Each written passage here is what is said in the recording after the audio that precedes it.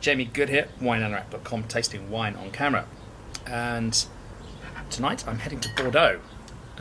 It's Tourelles de Longueville, Pauillac. So this is the second wine of Château Pichon, very swanky estate in Pauillac, second growth, touching distance of the firsts.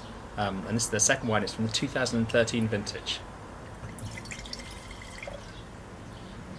So how do you approach a second wine from arguably one of the weakest vintages of the last maybe 15 years? And 2013 was widely declared to be a sort of a really iffy vintage. But I think you've got to assess each wine on its merits. And I think that when you're scoring wines as well, you have to score a wine as much as you can,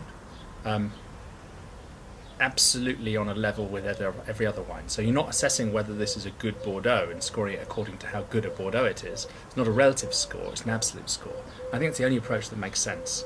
I think once we get into the stage where if we've got a Coonawarra Cabernet Sauvignon and a Bordeaux, where the Bordeaux might actually, even though it's not a great Bordeaux, might give you more pleasure and be a more serious wine than the Coonawarra Cabernet Sauvignon, then you have to rate the Bordeaux higher, even though it's not the greatest Bordeaux.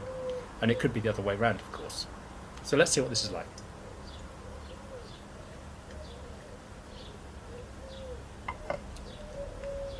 It's a delicious, delicious wine. There's a lot of Merlot there, but there's a bit of Cabernet character as well. It's got a really silky texture, without being too showy.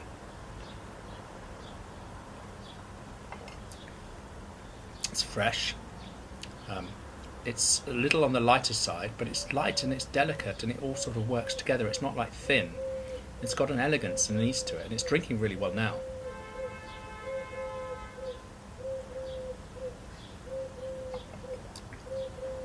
The truth is, this may be a second wine from a weak vintage, but it's a really delicious glass of wine. And this is, for me, this is a really absolute benchmark Bordeaux. It's got all you want in a really good Bordeaux for drinking now. There's a sweetness to the fruit, there's a suppleness, there's a nice texture.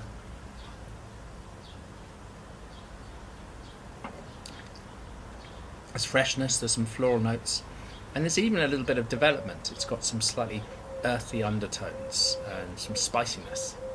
And there's a little bit of oak character as well.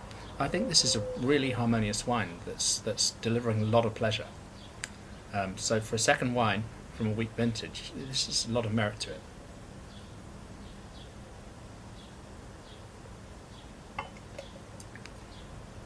So my verdict, it's a really nice wine, delicious, I'm enjoying it, really good, supple, elegant, fine, what's not to like.